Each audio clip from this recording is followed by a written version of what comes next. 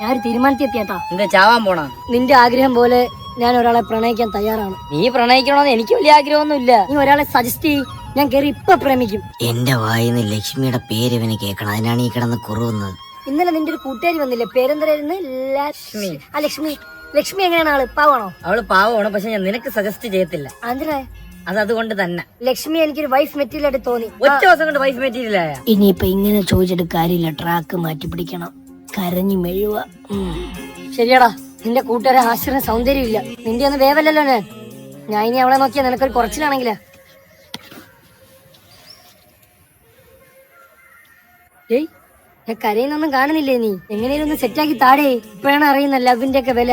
നിന്റെ അവളെ അടിയും വഴക്കും ബഹളവും ഒക്കെ ഞാൻ ദിവസം ഡെയിലി കേൾക്കണം അല്ലേ? പിന്നെ അവളോട് സൗഹൃദം ഞാൻ കളയണം. പിന്നെ ഞാൻ അവള് റിലേഷൻ ആയി കഴിഞ്ഞാൽ നീ എന്റെ ഇടക്കണം, ഞാൻ അവിടെ നിന്ന് എന്തിനാ? നീ നിന്റെ കാര്യം നോക്കി പോണം. നിനക്ക് എപ്പോഴും ഒരു 10ാമത്തെ സ്ഥാനം ഞാൻ നിനക്ക് തരും. നീ അവളുടെ അടുത്തൊന്ന് പറഞ്ഞ് എന്നെ പറ്റി 2-3 കാര്യങ്ങളൊക്കെ പൊക്കി പറയണം. ഹാഷർ അങ്ങനെയാണ്, ഹാഷർ ഒരടിക്ക് 10 മാങ്ങ തറയിടും, പിന്നെ തേങ്ങ നഖം കൊണ്ട് ഇളക്കിയെടുക്കും. അവള് വെള്ളം കൊണ്ട് വരെയായിരുന്നു ഫ്രിഡ്ജിൽ. പക്ഷെ എന്റെ മനസ്സിൽ വന്ന മുഖം എന്തെന്നറിയോ? അവള് ക്യാസറുള്ളൊരു 10 അപ്പമായിട്ട് വരുന്നതൊക്കെയാണ് എന്റെ മനസ്സിൽ കണ്ട. അവള് ഒരു വൈഫ് മെറ്റീരിയൽ ആണ് അവള്.